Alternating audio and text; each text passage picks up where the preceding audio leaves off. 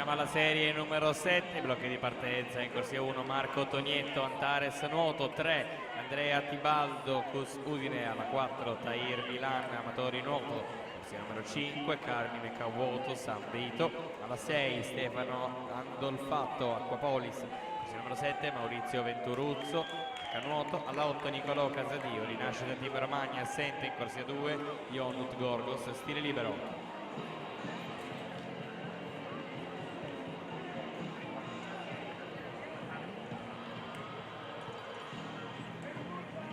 Attenzione, subito in zona premiazione Gaia Maragno, Alice Pinarelli, Diamante Basso, Beatrice Mascotto, Alessia De Luca, Alessia Claudia Scavinato. Queste atlete subito in zona premiazione.